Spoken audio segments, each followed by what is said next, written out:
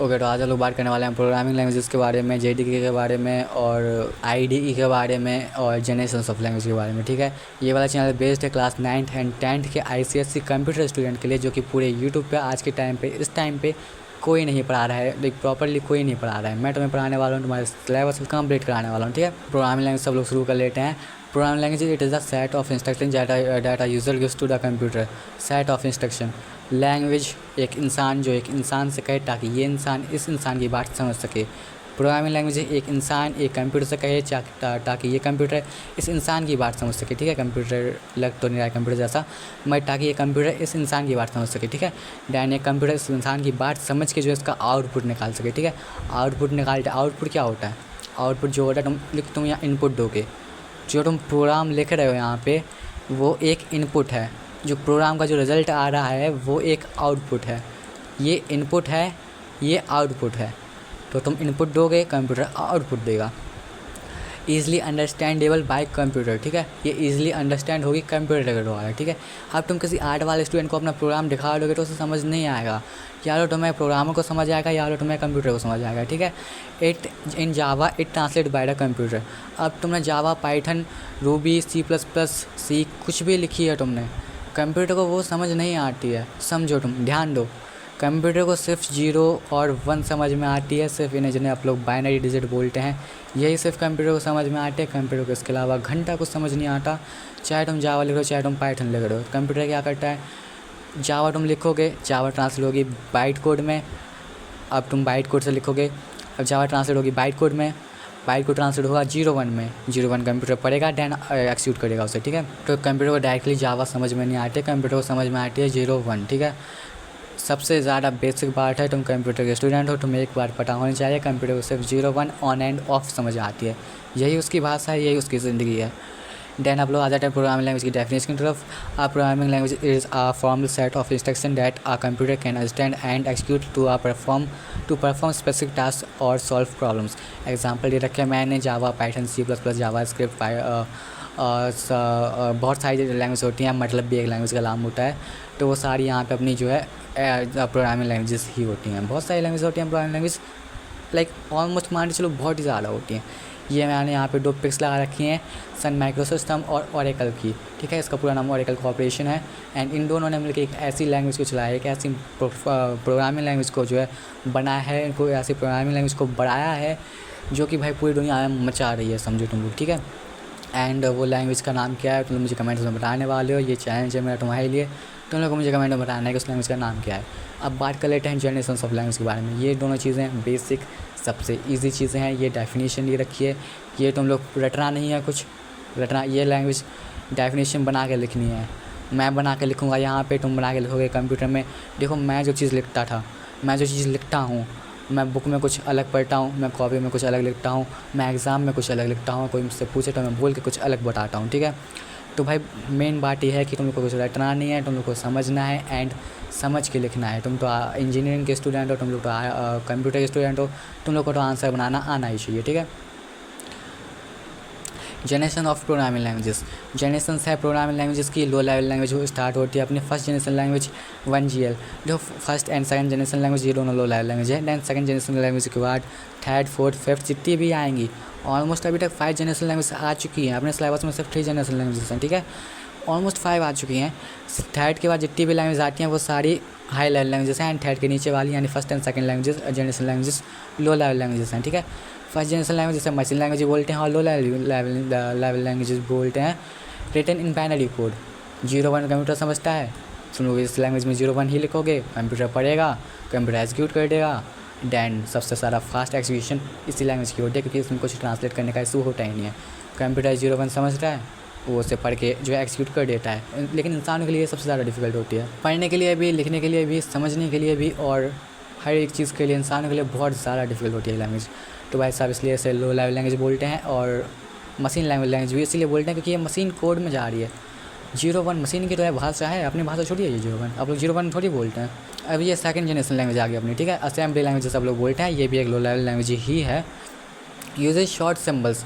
अब यहाँ पे 0-1 यूज़ नहीं हो रहा है, यहाँ पे सिम्बल्स यूज़ हो रहे हैं, जैसे कि ये, जैसे कि ये, जैसे कि ये दे रखा है। ठीक है, आप लोग फर्स्ट जनरेशन और सेकंड जनरेशन से कोई मतलब नहीं है, आप लोग थर्ड जनरेशन से मतलब है, फिर भी जान लो तुम लोग, क्योंकि तुम्हारे सिलेबस में है ये। अब यहाँ पे सिम्बल्स लिखते हैं 01 नहीं लिखते तो इसको ट्रांसलेट करना पड़ेगा। कंप्यूटर 01 समझता है, यहाँ पे सिम्बल्स लिखते हैं 01 नहीं लिखते हैं तो इसको ट्रांसलेट करना पड़ेगा। ट्रांसलेट करने के लिए चाहिए पड़ेगा assembler, assembly language assembler, assembly language assembler, ऐसे याद कर लो तुम लोग, ठीक है। असेंबली लैंग्वेज के लिए असेंबलर चाहिए पड़ेगा। बचा कंपाइलर, वो चाहिए पड़ेगा अपनी लैंग्वेज के लिए, जावा के लिए, थर्ड जनरेशन लैंग्वेज के लिए, हाई लेवल लैंग्वेज के लिए चाहिए पड़ेगा, ठीक है। और ये भी स्टिल हार्डवेयर डिपेंडेंट, ये भी हार्डवेयर डिपेंडेंट है, वो भी हार्डवेयर डिपेंडेंट है। मतलब तुम लिनक्स पे चला रहे हो तो लिनक्स पे चलेगी, तुम विंडोज़ पे चला रहे हो तो हमें फिर से लिखना पड़ेगा, फिर से कंपाइल करना पड़ेगा, मतलब असेंबल करना पड़ेगा, ठीक है। आज जनरेशन लैंग्वेज अपनी थर्ड आ चुकी है, ठीक है। हाई लेवल लैंग्वेज आ चुकी है अपनी थर्ड जनरेशन लैंग्वेज, इसी में आती है पाइथन, जावा, C++ और बाकी सारी languages. Use English like commands, proper English नहीं होगी लेकिन इंग्लिश होगी, प्रॉपर इंग्लिश नहीं होगी। देखो एक कमांड होती है system.out.print, system.out.print, कुछ समझ आ रहा है तुम्हें? सिस्टम आउटपुट करो, प्रिंट करो, सिस्टम जो मैं लिख रहा हूँ इसको आउटपुट करो, प्रिंट करो, समझ रहे हो? उसके आगे तुम जो भी लिखोगे उसको आउटपुट कर देगा। आउटपुट मतलब आउटपुट, तो तुम जो लिख रहे हो उसको आउटपुट करो, उसको लिखो, समझ आएगा तुम लोगों को आगे। अभी तुम लोग दिमाग पर ज़्यादा लोड मत डालो, तुम लोग को आगे समझ आ जाएगा। ये कुछ लैंग्वेज के एग्जाम्पल हैं, थर्ड जनरेशन लैंग्वेज, C++, बहुत सारी ऐड कर लो तुम लोग। तो आप लोग आ चुके हैं IDE पे। IDE क्या होता है भाई? IDE मतलब integrated development environment. Integrated development environment मतलब मैं तो भाई अपना कोड भाई नोटपैड पे लिख लूँ, मैं तो अपना प्रोग्राम, क्या दिक्कत है? IDE भाई बना ही है प्रोग्राम लिखने के लिए, नोटपैड नहीं बना है प्रोग्राम लिखने के लिए। तुम लोग देखो अपने कंप्यूटर में, अपने जावा में क्लास बनानी पड़ती है, क्लास कंपलसरी होती है, क्लास के बिना कोई प्रोग्राम नहीं बनता। क्लास को अगर तुमने क्लास लिख दिया, सोचो तुमने क्लास को क्लास लिख दिया, अब नोटपैड तो तुम्हें बताएगा नहीं कि भाई तुमने क्लास को क्लास लिख दिया है। लेकिन अगर तुम लोग वही काम करते हो अपने IDE से, तो तुम लोग क्लास को क्लास लिख दोगे तो IDE तुम्हें बता देगा कि भाई तुमने क्लास को क्लास लिख दिया है, सही करो इसे। And most of the cases में ये तुम्हें ये भी बता देगा तुमने कहाँ पे गलती करी है एंड उससे सुधारना कैसे है, एंड क्या उसको कैसे, मतलब हर एक चीज़ बता देगा ये तुम्हें, तो बहुत ईजी रहने वाला है। बाकी तुम लोग को अपने पेपर में ब्लैंक शीट मिलेगी, कुछ ऐसी जगह मिलेगी, तुम लोग को ऐसे लिखना है तो तुम लोग अपने पेन पेपर पर लिखते ट्राई करते रहना, ठीक है। IDE तुम्हारे लिए इतना ज़रूरी नहीं है, मगर प्रोग्राम लिखने के लिए IDE बहुत ज़रूरी होता है। इसमें बहुत सारी चीज़ें रहती हैं, इसमें कंपाइलर इंटरप्रेटर यूज़ करते सकते हैं। अब जो कंपाइलर इंटरप्रेटर इसमें नहीं होता है, ठीक है। JDK इंस्टॉल करो तुम लोग, JDK में आता है कंपाइलर, इंटरप्रेटर कंपाइलर इसमें यूज़ होता है, यहाँ पे यूज़ होता है, यहाँ पे इंस्टॉल होकर आता है। इंस्टॉल तो करना पड़ेगा, ट्रांसलेट करना है तुम्हें किसी चीज़ को तो ट्रांसलेटर तो तुम्हें चाहिए पड़ेगा, बिना ट्रांसलेटर के तो होगा नहीं। तुम JDK इंस्टॉल करोगे, इसमें JRE आता है जो कि होता है जावा रन टाइम एनवायरनमेंट। अब तुम्हें इसको नाम पढ़ के ले रहा हो कितना इंपॉर्टेंट होता है ये, ठीक है। JDK Java development kit. अब देखो तुम्हारा दिमाग ख़राब हो गया, तुम्हारा घर ख़राब हो गया, तुम्हारी गाड़ी ख़राब हो गई, तुम्हारा फ़ोन ख़राब हो गया, तुम्हारा फ्रिज ख़राब हो गया, तुम ख़राब हो गए, तुम्हें सुधारने के लिए जो इंसान आएगा, तुम्हें सुधारने के लिए डॉक्टर आएगा, डॉक्टर के पास अपनी किट रहेगी। तुम्हारा फ्रिज सुधारने के लिए मैकेनिक आएगा, उसके पास अपनी किट रहेगी। हर किसी के पास अपनी एक किट रहती है भाई। डेवलपर्स ने बोला हम क्यों पीछे रहें, हमारे पास भी किट होनी चाहिए, तो उनके पास भी किट होती है जावा डेवलपमेंट किट, जिसमें होता है JRE जावा रन टाइम एनवायरनमेंट, कंपाइलर होता है जिसके अंदर कंपाइलर से ट्रांसलेट होती हैं चीज़ें, API तुमने सुना होगा, प्री इंस्टॉल्ड क्लासेस होती हैं ये, जिसके तुम्हें अब लोग क्लासेस तुम लोग ये समझ आएगा। जो तुम लोग क्लासेस पे इतना जोर, तुम्हें जो नए नए वर्ड्स यहाँ पे दिख रहे हैं इतना जोर मत लगाओ तुम लोग, ठीक है। वो तुम लोग को आगे अपने आप समझ में आ जाएगा। यहाँ पे ये लिखा है इंस्टॉल करो, तुम्हें प्रोग्राम लिखना है, इंस्टॉल करो, लिखो, कंपाइल करो, रन करो, हो गया कंप्लीट। और क्या, आज की वीडियो के लिए इतना ही था अपना। अब मैं तुम लोग को सीधा बता दूँ तुम लोग को IDE इंस्टॉल कैसे करना है। IDE BlueJ नहीं बोलना तुम लोग को अभी से, ठीक है। तुम लोग ICSE के स्टूडेंट हो और तुम लोग कंप्यूटर के स्टूडेंट हो, इसे तुम्हें बोलना है IDE। मैं किससे करता हूँ अपना प्रोग्राम किस में लिखता हूँ, मैं IDE में लिखता हूँ, मैं कोई BlueJ में नहीं लिखता हूँ, ठीक है। BlueJ एक ऐप का नाम है, एप्लीकेशन क्या है, IDE है ये, ठीक है। IDE तुम इसे बोलोगे तो तुम्हें लोग मानेंगे कि तुम ICSE कंप्यूटर स्टूडेंट हो। बाकी तुम्हें जो बोलना है तुम्हारी मर्ज़ी। तुम लोग अपना क्रोम खोलना है, फुल स्क्रीन करना है, देन तुम लोग यहाँ पे सर्च करोगे JDK जावा डेवलपमेंट किट आ जाएगी, ओरेकल की वेबसाइट आ जाएगी। कैसे इंस्टॉल करना है तुम लोग को अपना JDK और BlueJ, ये तुम लोगों को कैसे इंस्टॉल करना है ये बताने के लिए नहीं बना रहा हूँ मैं ये वीडियो, कहाँ से इंस्टॉल करना है ये बताने के लिए मैं तुम लोग बना रहा हूँ। अब तुम लोग यहाँ पे अपना सॉफ्टवेयर सेलेक्ट कर लेना है, इसको इंस्टॉल करें भैया हम इसको इंस्टॉल करें भैया हम इसको इंस्टॉल करें, किसको इंस्टॉल करें, सबसे ज़्यादा कन्फ्यूजन वाली बात होगी। इसको तुम इंस्टॉल करोगे तो ज़्यादा दिक्कत होगी।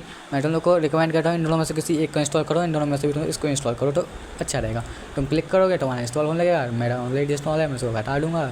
अब तुम्हारा जैसे इंस्टॉल हो जाएगा, तुम लोग को पता है कैसे इंस्टॉल करना है, तुम लोग BlueJ लिखोगे, BlueJ लिखते तुम्हारे सबसे ऊपर एक वेबसाइट आ जाएगी, तुम लोग इस पर क्लिक करोगे, तुम लोग स्क्रॉल करोगे, तुम लोग अपना सॉफ्टवेयर सेलेक्ट करोगे, देन अपना तुम्हारा डाउनलोड होने लग जाएगा, ठीक है। बाकी जैसे तुम अपना ऐसे इंस्टॉल कर लोगे तो तुम्हारे सामने ऐसी वेबसाइट ऐप आ जाएगी, तुम जैसे अपने ऐप पे डबल क्लिक करके इसके अंदर घुसोगे तो तुम्हें कुछ ऐसी चीज़ देखने को मिलेगी, जैसे तुम्हारा चालू हो जाएगा तुम्हारे सामने कुछ ऐसी चीज़ देखने को मिलेगी। अब तुम्हें फ़ायदे बताता हूँ, IDE के फ़ायदे।